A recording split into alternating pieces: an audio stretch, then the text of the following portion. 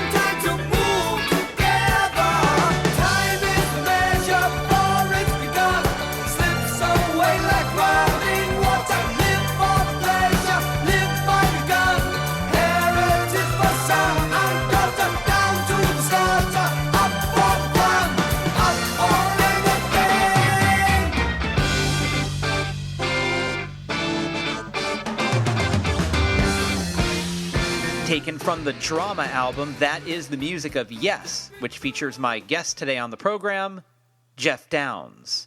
Let me tell you a little bit about Geoff Downes. Now, before we begin, I should tell you that the most recent face I've seen on MTV is the face of Shawn Mendes. I saw it about 9 minutes ago, and as you know, I follow the career of Shawn Mendes very closely, so it was quite a thrill. Handsome lad. But the first face I ever saw on MTV was in 1981, and it was the face of Geoff Downes. He was in a band called The Buggles. The video was called Video Killed the Radio Star. It was the first video MTV ever played, and though I was just 11 years old, that moment was seismic for me. I watched it forensically. Now, that was a memorable video. The second video MTV ever played may have been by the Marshall Tucker Band. Not as memorable. But let's get back to the Buggles. Video Killed the Radio Star certainly heralded a new age and a new medium, and music changed and would never be the same. And I loved the song. It was catchy, it was futuristic, it was totally cool. But it was Geoff Downes' work a year later with a band called Asia that really rang my bell. The song in question was called Heat of the Moment, and I didn't know Asia was a super group at the time. I mean, I thought they were a super group. I didn't know they were a super group. More on that in a second. I was watching Geoff Downes behind the keyboard, and I was thinking to myself as a young 12-year-old, that guy knows stuff about the world. With his blonde hair hanging over his eyes, Geoff Downes was behind that keyboard, and he was in the pocket. He seemed like a guy who knew things about the world. And he did. That whole band seemed to know things about the world. John Wetton was the wise one. Carl Palmer, the athletic one. Steve Howe, the professor. And Geoff Downes, the cool guy in the back, taking it all in and holding it all down. Now, my knowledge of Geoff Downes may have begun in 1981, but the guy had been around for a while before that, so let me catch you up. Remember how I said it looked like Geoff Downes knew things about the world? Well, I was right. He did, and what he knew about more than anything else in the world were the keyboards. And that was no accident. The Cheshire-born Downes grew up, I suppose you might say, between the keys. His dad was a church organist and his mom was a pianist. In the same way, it would make perfect sense to do the exact opposite of your parents. It also makes sense to do the identical thing. And Downes fell into the latter category. As a burgeoning adult, he graduated from the Leeds College of Music, moved to London and became a session player and jingle writer for local advertisements. Downes played in the band She's French, then he played keyboards for the theater production of The Wombles, which was a popular stop-motion animation series about burrowing creatures in Wimbledon who preached the importance of recycling. Probably not the best way to meet girls, but don't worry about Geoff Downes. He did just fine. More on that in a second.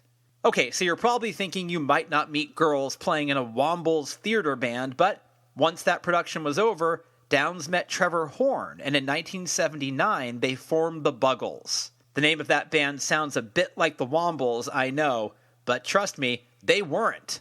The new wave band's Video Killed the Radio Star not only went number one in Australia and Italy, it was Island Records' first number one in the UK, which is quite an achievement considering the label also had Bob Marley and Steve Winwood on their roster. The Buggles put out 2 records back-to-back, The Age of Plastic and Adventures in Modern Recording.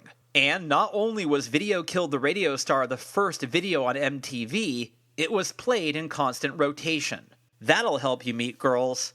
Don't believe me? Well, at one point, Downes was married to Miss Norway. So, as I said, he did just fine. So, for all you aspiring musicians out there, remember this. You might start playing in a theater production of The Wombles, but you'll end up marrying Miss Norway. I'm just saying. Now, Horn and Downes played on Yes's Drama album, and they toured with the band, and then Downes formed Asia with John Wetton of King Crimson, Carl Palmer from Emerson, Lake and Palmer, and Yes's Steve Howe. Now that's a supergroup. Asia's debut hit number one in the US for 9 weeks, and the rest, as they say, is history. And Geoff Downes' history is so vast, it would exhaust your goodwill as a listener if I went through his entire CV. So, here are some highlights. Aside from his work with Asia, Yes, and the Buggles, as if that wasn't enough, Downes has put out a series of fabulous solo albums, worked with Kate Bush, Greg Lake, and Deep Purple's Glenn Hughes, and he's produced everyone from the Thompson Twins to Mike Oldfield. And in 2012, he became the full-time keyboard player with Yes, playing on their Heaven and Earth album. Downes is currently on the road with Yes, finishing up their Royal Affair tour, which ends in Saratoga at the Mountain Winery here in California on July 28th, and the band's documentary, Yes 50, Yesterday, Today, Tomorrow, will be out August 2nd. I was very excited to talk to Geoff Downes. This is a really cool conversation. He's a really cool guy. Enjoy the chat right here with me and Geoff Downes on Stereo Embers, the podcast.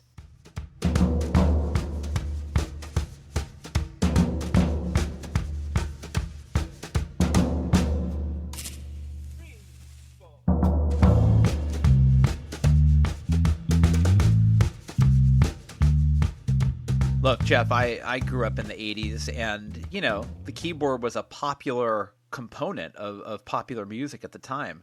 But where is it now?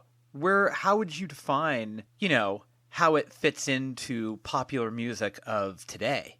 Well, it's an interesting point, that, because I think that, I think when the 90s came around, keyboard kind of took a bit of a back seat again, because the big hair bands and the rock bands were all very guitar driven, and I think in recent times it's come back again because it's a very integral part of music today. I think, and particularly in the production, I think keyboards come forward and really taken a role in modern record production, and I think that's part of the position that it stands today.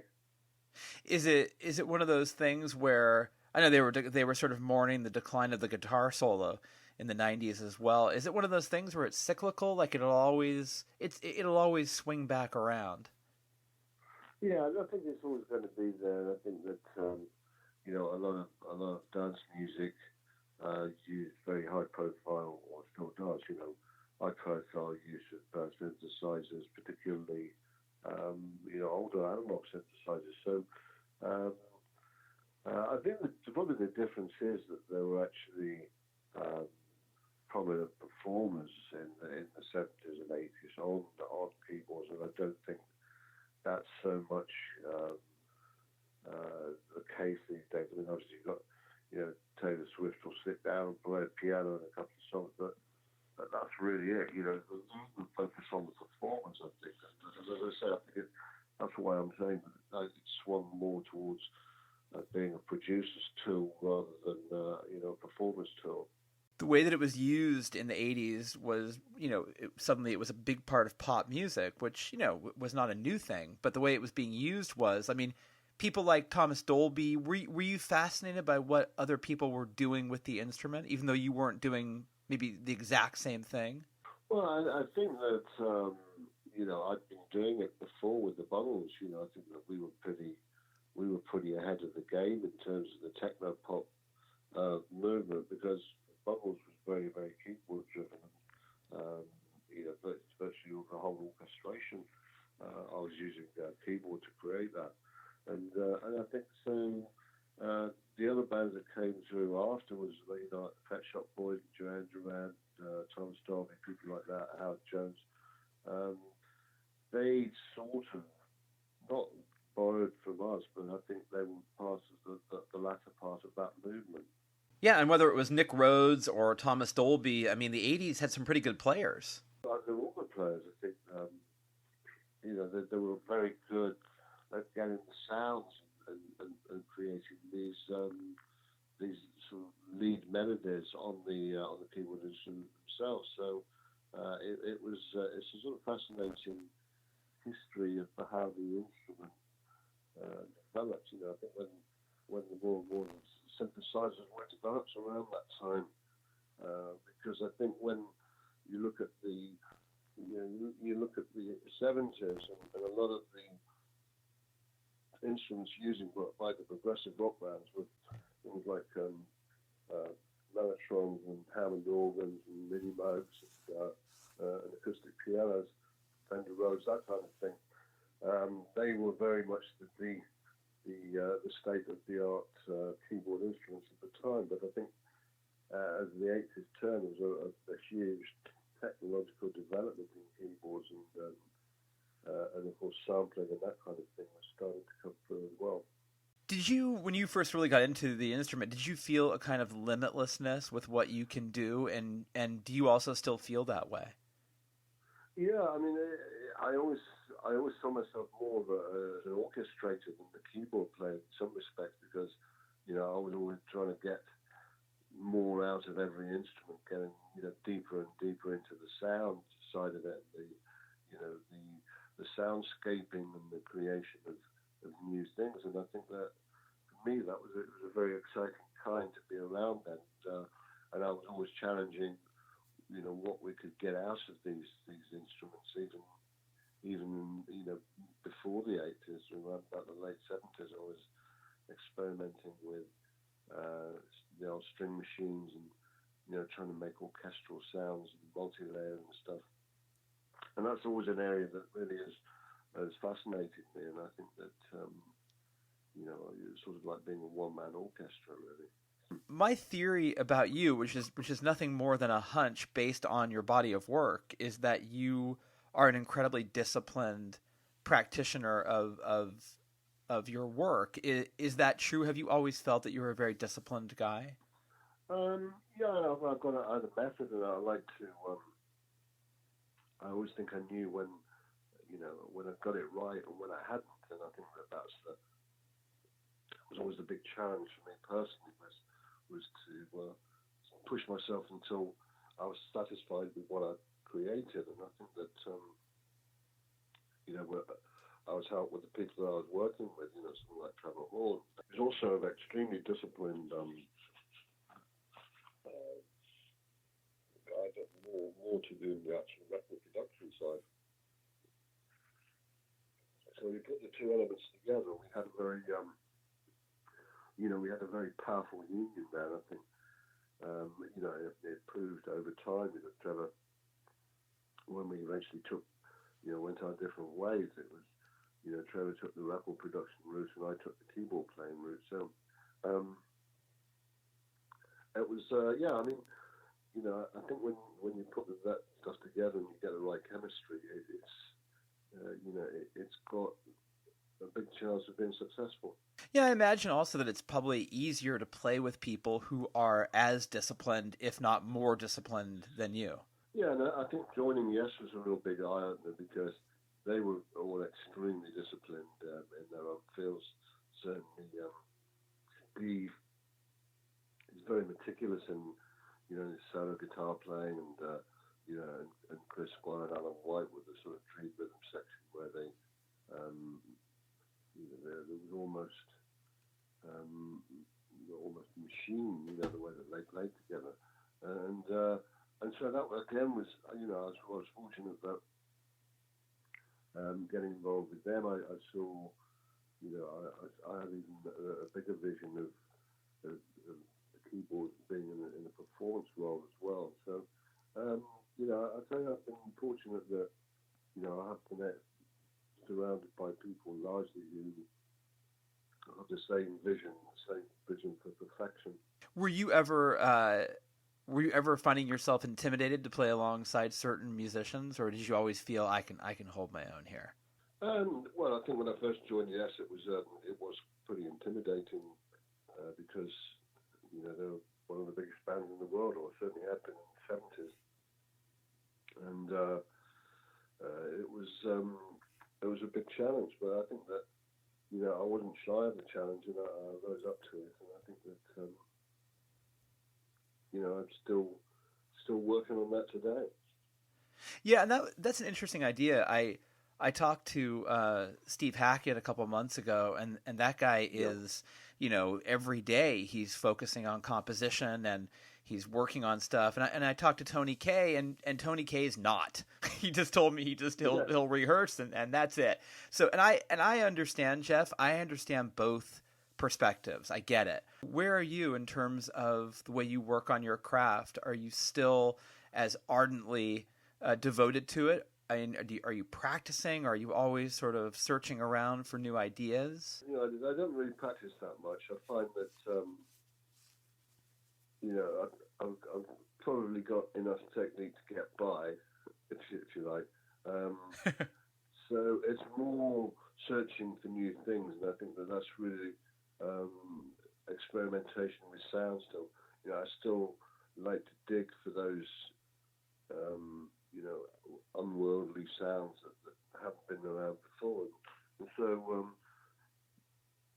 when I'm tinkering around in my studio, that's really when the moments of inspiration come in, and that's really largely what I do. I mean, when you're on the road, there isn't really time to do any practicing anyway because you're traveling all the time.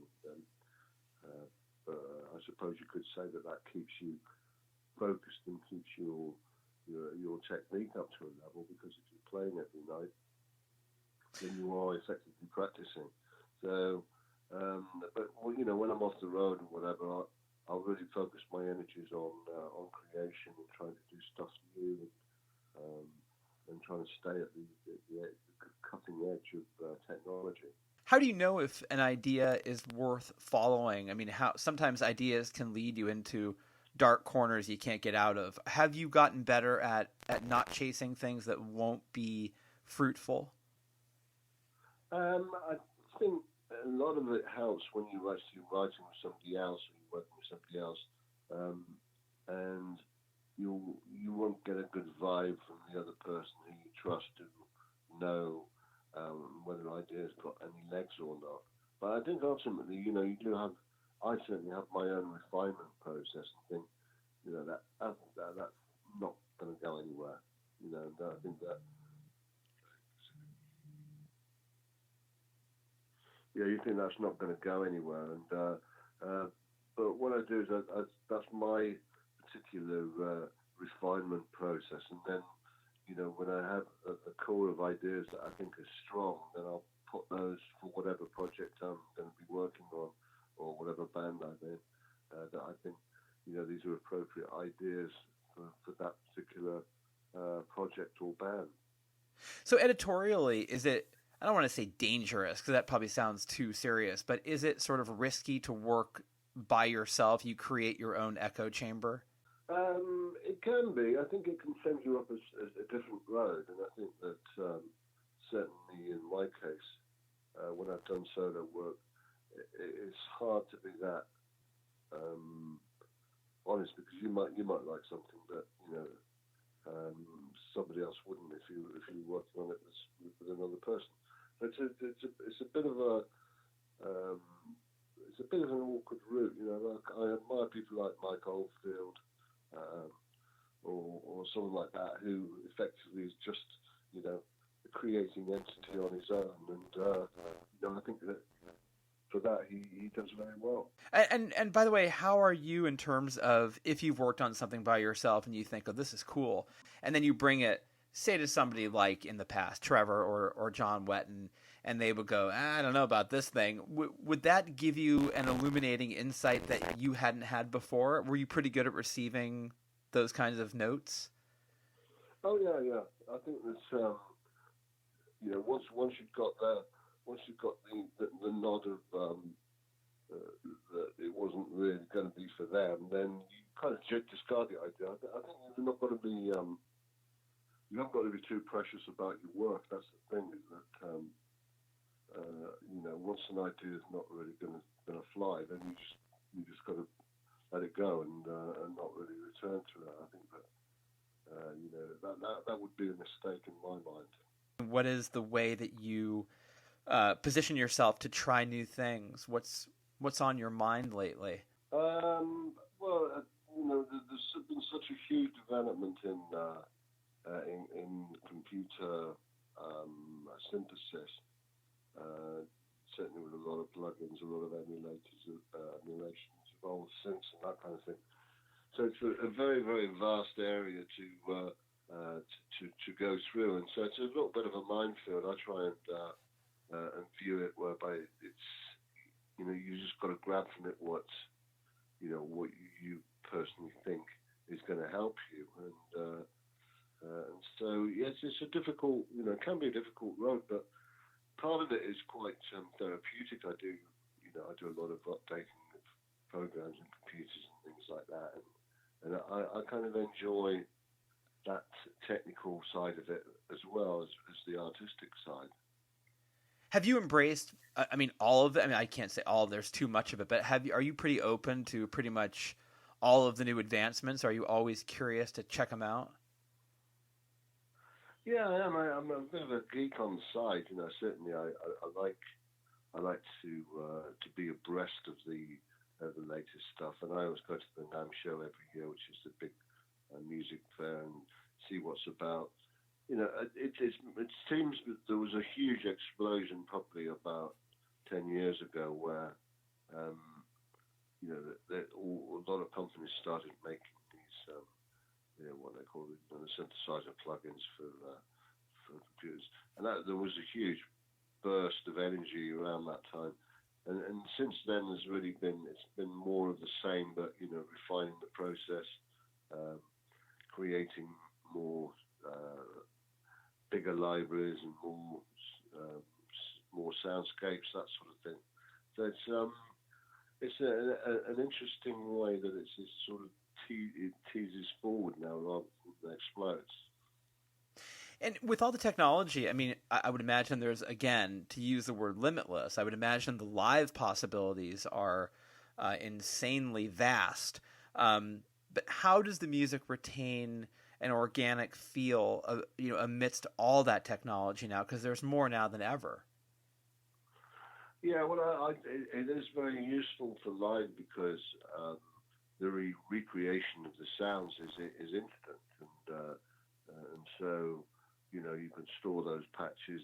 In the old days, you really had to struggle to recreate stuff that you've done in the studio because you didn't have the memory on the instruments like you do now, where you've got infinite patch storage and of sounds that you created in the studio, and you save that, and then you record it for live. So you can effectively do a very, very close, or certainly I can, in terms of the keyboard side of stuff. I can create very, very accurate sounds that we used on certain recordings. Even going back to stuff I've not played on, such as some of the earlier Yes stuff. It's it's a challenge to get the same sounds and mellotrons and that sort of thing that were around at the time, but there is the technology out there that you can do it. So it's just a case of digging for it and then taking it out. So live, it's a very, very useful tool to at your disposal. I never meant to be so bad to you. One thing I said that I would never do. A look from you and I would fall from grace, and that would wipe the smile right from my face. Do you remember when we used to dance, and incidents arose from circumstance? One thing led to another, we were young, and we would scream together songs unsung. It was the heat of the moment, telling me what my heart meant. The heat of the moment showed in your eyes, and now you find yourself in 82. The disco hotspots hold no charm for you. You can't concern yourself with bigger things. You catch a pull and ride the dragon's wings. 'Cause it's the heat of the moment. The heat of the moment. The heat of the moment showed in your eyes.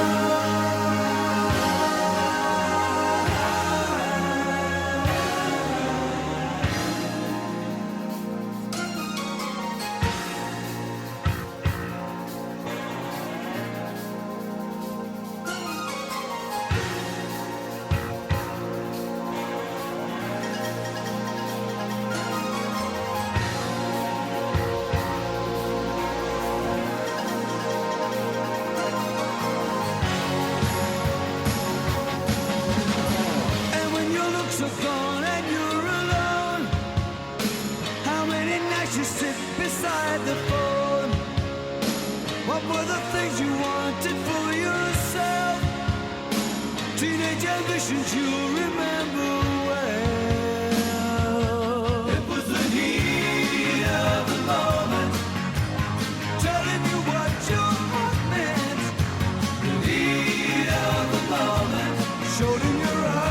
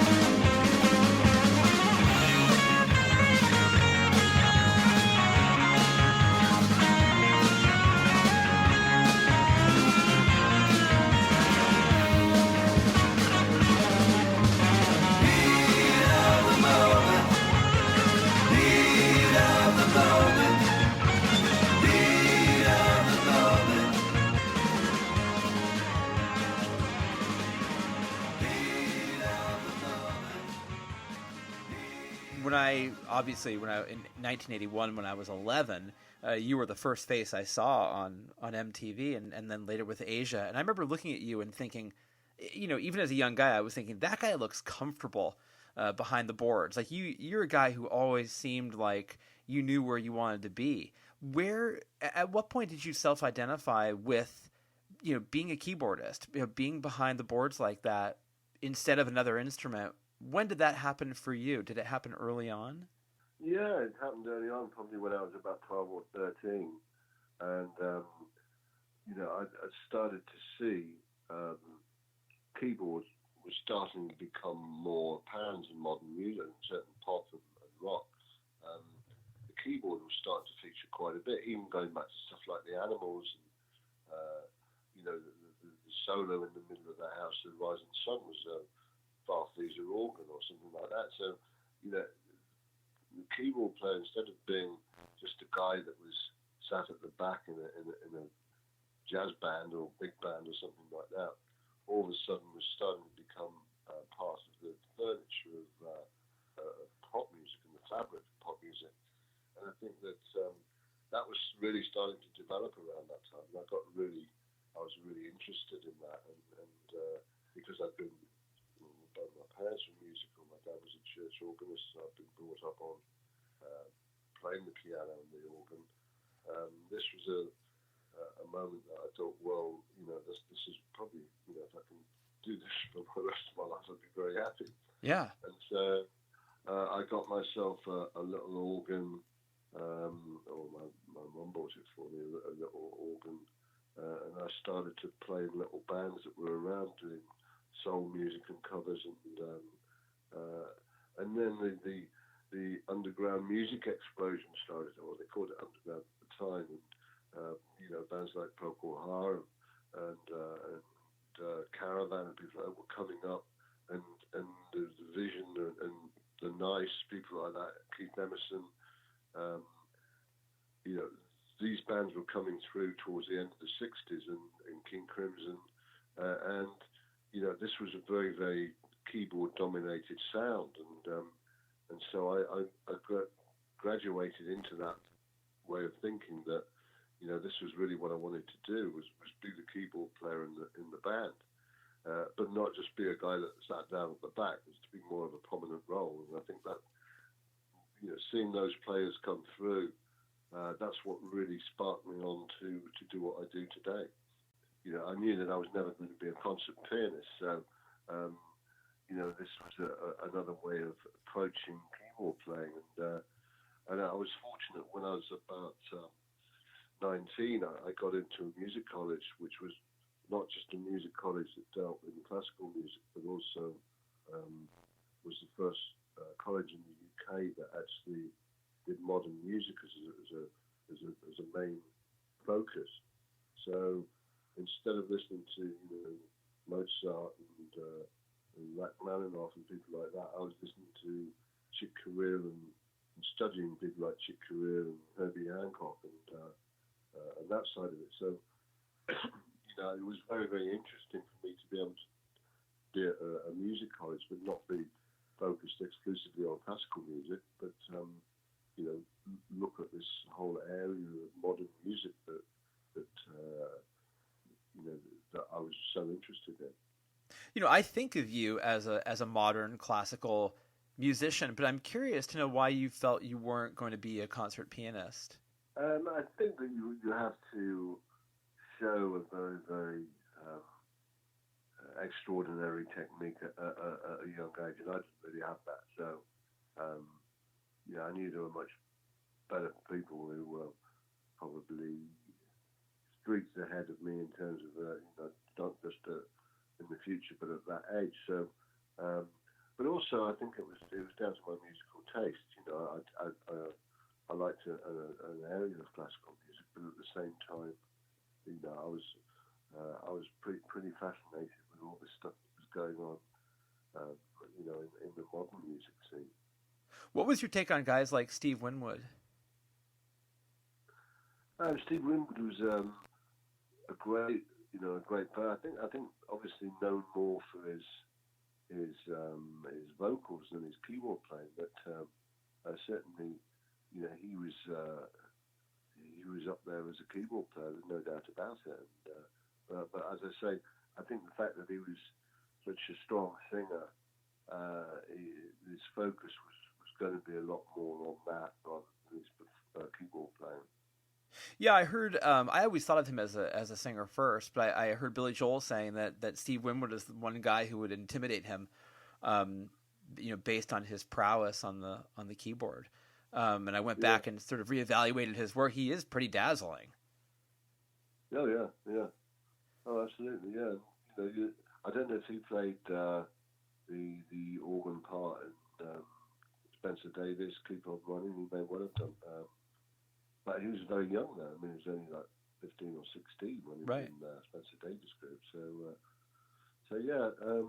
But I'd never actually put him forward as being one of the people that really influenced me. I think the real light bulb moment was when I saw Keith Emerson with the Night at the Isle of Wight Festival in 1968, and he just blew me away because he was taking keyboard playing to an ultimate extreme there, where he was riding the Hammond organ around the stage. It was very, very fully on keyboard driven band at Nice, and I think that in an instrumental style, the actual vocal side of things was almost immaterial in that band. It was all about Keith Emerson, and when I saw him at the Isle of Wight Festival, I thought, wow, that's what I want to do. So you never had the inclination to want to step up to the mic and be the front man. You always liked that role. Yeah, I did always like that role. I think that I didn't think I was going to be a good enough singer anyway. I think sometimes you've got to look at yourself and say, I can do this, but I can't do that, and then you can focus your stuff on the stuff that you think you can do and it's doable. And I thought, if I'm a keyboard player, I know that that's doable. I know I can make some mark on people with that approach. I always wanted to interview John, and I didn't get the chance to. Can you just tell me a little bit about what made him so special as a musician?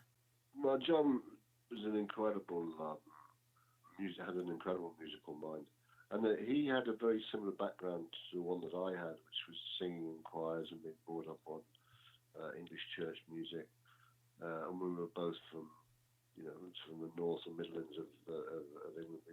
We were not sort of part of the London scene, and so we both had similar ways of.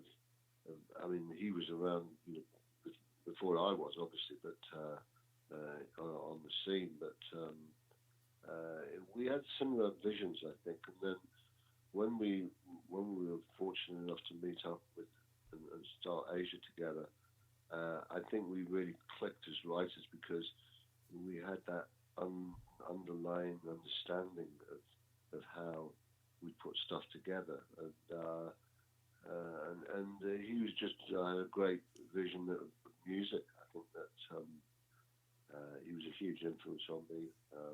We got along really well, and even up to the end, we were writing stuff together. So it's a real sadness that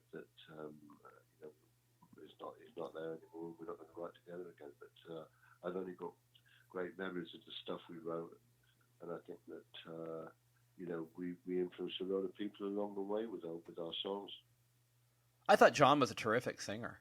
I think he was an absolutely brilliant singer. It's funny if I wasn't so sure when I first started working with him, because when we first put Asia together, John was just sort of ghosting some of the vocals because we were originally looking for it was going to be modelled more on the Yes format of where you had a lone lead singer, and the four of us with Carl, Steve, John, and myself, with the four guys, behind that, like the Yes template, really. But as time went by, we had a few auditions, and the record label over in the States brought over various people for us to attempt to work with.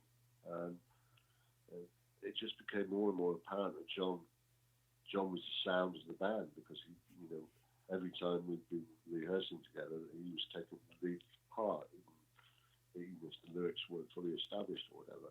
So, but I think it really came together at the studio on that first album when we started to multi-layer the voices, and John's voice just stood out a mile. It was absolutely wonderful, And even up until the last tour that we did together, which was the Gravitas tour 2014, his voice was holding up incredibly well. He was singing better than ever, I think, at that point. I remember even from the heat of the moment is the first song, and maybe the only song, to actually presage tweeting. I mean, I think that and now you find yourself in 82 is like live tweeting. I mean, it just felt so current, like it was happening before your very eyes. And I remember being dazzled by by John's lyrics. I think he's a very underrated lyricist as well. I think that's a good point because some of the stuff, some of the lines in the songs. When we did our Icon project together, we did 4 albums together, which was our sort of side project to Asia, which we started in around 2004, 2005. Some of the lyrics on those songs are absolutely incredible, and he had a way of working with words in a very intelligent manner, without having any sort of no political bias or sentiment. These were and weren't too abstract either. The lyrics that could appeal to virtually everybody. And I think that's the beauty of a great writer. Than someone like John definitely was, and it was a joy for me to actually be working with him and provide some of the musical ideas that he could work with, and the top line melodies that he would immediately be able to craft those lyrics into. Yeah, he had a sort of poetic economy that is really rare. Very rare. And somebody pointed out that the lyric to Heat of the Moment is actually written in an iambic pentameter, which was the Shakespeare and people like that wrote their sonnets in. I never realised that before, and a few weeks ago someone pointed this out, and it was a fascinating. I looked at it, I read the meter of the lyrics, and it's exactly that. And it's there's things like that just undiscovered, and a lot of people don't realise at the time, and that that may be one of the reasons why it's subliminally attractive to people. I don't know. Yeah, or why you can't get those songs out of your head. They're so rhythmic. Yeah. Yes, exactly. And I think that, he, being a bass player as well, he had that vision of what kind of works, not just rhythmically, but melodically as well. And so, and you look at an artist like Sting, for instance. I think Sting has got that aspect to him as well, where he has that, the rhythmic delivery of the voice. It's not sort of blues based or jazz based or anything like that. It's got this sort of almost classical approach to the meter and the timing of the melody and everything like that. And so, it's a very rare gift, and I think that John had that gift, and it's not that common, put it that way. No. Well, I always like Carl Palmer because he looked so athletic as a drummer. Can you describe him as a player? Oh, Carl's a machine. I think he's an incredible player, and I'm very lucky to be associated with someone as powerful as that. He never seems to have lost any power at all, and actually, I remember seeing Emerson, Lake and Palmer when they first formed, because they're also at the Isle of Wight Festival. I was blown away by. They just seemed so much heavier and more powerful than any other band there. They were just as full on, and I think that Carl's got an amazing technique as well. So you put these people together, and you can end up with a very very unique and powerful sound. I'm wondering how the live experience is for you now. Is it as fresh as ever? Do you love it as much as you always have? Yeah, you get times when it's some of the gigs seem a bit flat, and you don't really get into it 100%. But there are occasions when you feel like you're riding on a magic carpet because the band is absolutely perfectly honed, and it's sounding great, and it carries you to another level, and it's an incredible moment when that happens, because that that if you're feeling like that, then the audience is going to be feeling like that as well. So it's a great moment when that happens. And in terms of the future, would you work with Trevor again? Like, do you have any projects that are upcoming that you're kind of excited about? Yeah, I speak to Trevor quite frequently from time to time. We've never really, well, we lost touch for a while in the 80s, but I think that, in more recent years, we've had a lot more contact together, and we've done a little bit of writing here and there, nothing major, but I think that we're looking at revisiting some of the ideas that we had, even going back to the 70s and stuff. And I think it's always on his mind. It's always on my mind that one day we will do something. He's out there at the moment doing his solo shows, right? With the Trevor Horn Band, where he plays with quite a bit of Buggles and some Yes stuff as well. I think that we've talked about maybe going out later this year as just doing some a few one-offs here and there, but at the moment it's sort of bubbles under the surface. I think the bubbles at the moment. We do get together sometimes and put some bits and bobs together.